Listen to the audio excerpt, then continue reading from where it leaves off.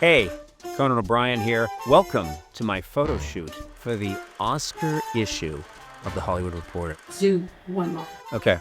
That's what people say when they didn't like the first one. Here we go. 3, 2. Settle down. Hey, Conan O'Brien here, and welcome to my photo shoot for the big Oscar issue of The Hollywood Reporter. It was better. Yeah. Okay. I feel that I am prepared for this year's Oscars. Not only have we worked on some material, but I've also spent a massive amount of time working on my body, crafting it, sculpting it. I use a lot of turn of the century, 1902, 1903 gym equipment, some of it found at the wreck of the Titanic. I have a sculpted upper body, which I think is key. My silhouette will be fantastic. My posture is superb. It's gonna be great. There's a certain point during the preparation process where you realize you've gone too far. I had a scale Dolby theater built in my basement, and I've hired lookalikes for all the stars. Timothy Chalamet, Michael B. Jordan, the Skarsgårds. I've actually just got the Skarsgårds, they were available. And I've run through the Oscars 75 times in my basement. And it's starting to be diminishing returns, you know? So I think I need to just do the show now. People have pointed out to me that as the night goes on, you're playing to mostly a room filled with people who have lost their chance to win an Oscar. But I've been playing for losers for my entire career, for a huge swath of my late night show. The people that came to see my taping felt like they had lost already. This has been excellent preparation. My main goal is to entertain as the Oscar host. But there's another thing that I need to provide as well, which is empathy. I spend a lot of time backstage consoling people who've lost. People don't see that part. In the commercial breaks, I'm telling people that they're better off without an Oscar.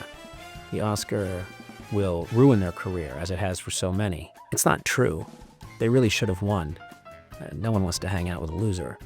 I think that is my biggest role, is a consoler. That's what I do. So the jokes are just part of it. My biggest takeaway from hosting last year was that the Oscar statues are not well guarded. They're on a big table. They have, I think, an intern looking after them who leaves frequently for a wedge of coffee cake. So I took Best Animated Short, that's in my home. And I also have Best Supporting Actress. I have both of those. And I'm gonna try and get this year Best Actor if I can, and one for cinematography, just to fill out the set.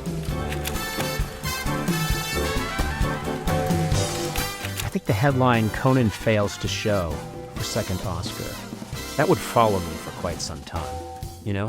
This year, I'm gonna use Google Maps.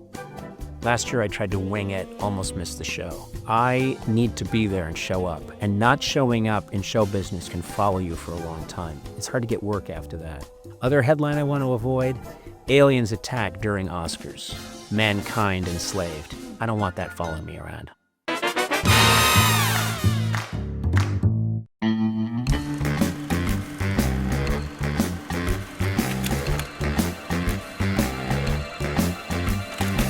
When you first walk out there, your biggest fear often is, should I have had the plastic surgery a few months earlier? Because last year I had a lot of swelling still. That was a mistake. I had major work done 3 days before the Oscars. And you could see, I looked like I was in Guillermo del Toro's Frankenstein.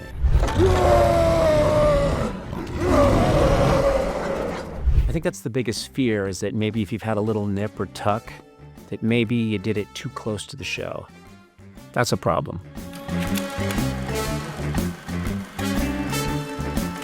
I think you want something to go wrong occasionally. I like that feeling. Humans are really good at noticing when something's spontaneous. When something goes a little off, it's great. Now there's off and then there's really off. You don't want really off. You want slightly off. You want comically off, you know?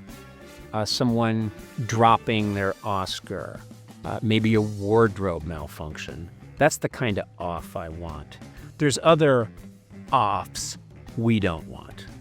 You want the good off. Do you want me to keep explaining this? Because I can go for 40 minutes. There's the good off, and then there's off. And you don't want that off. I don't know why I became Nixon at the end, but I did.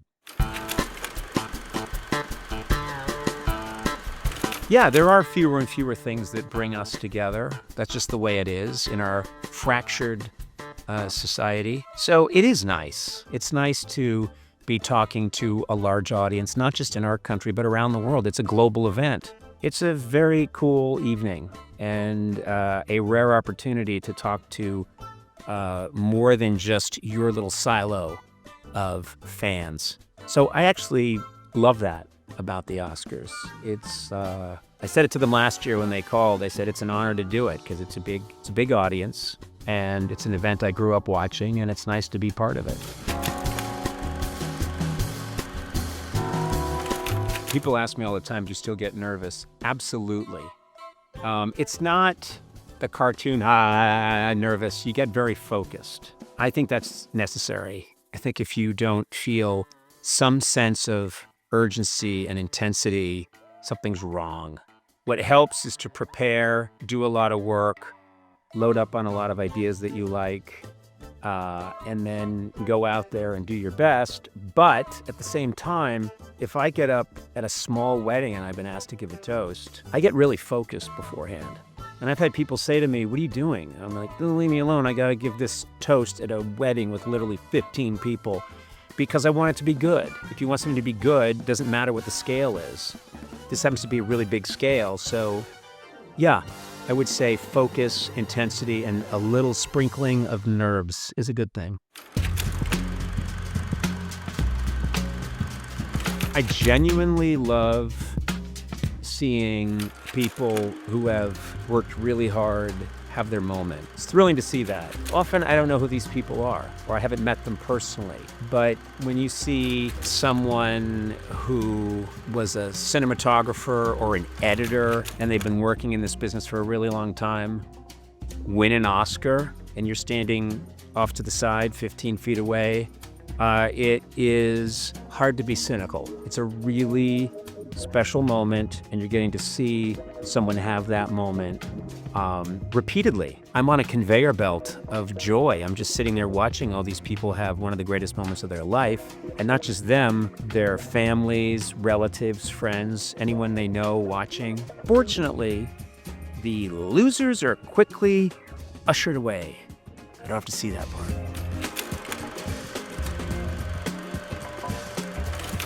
Yeah, it's a really good question. Who the hell do I think I am? Who the hell do you think you are? Huh? Good one, huh? Good comeback. If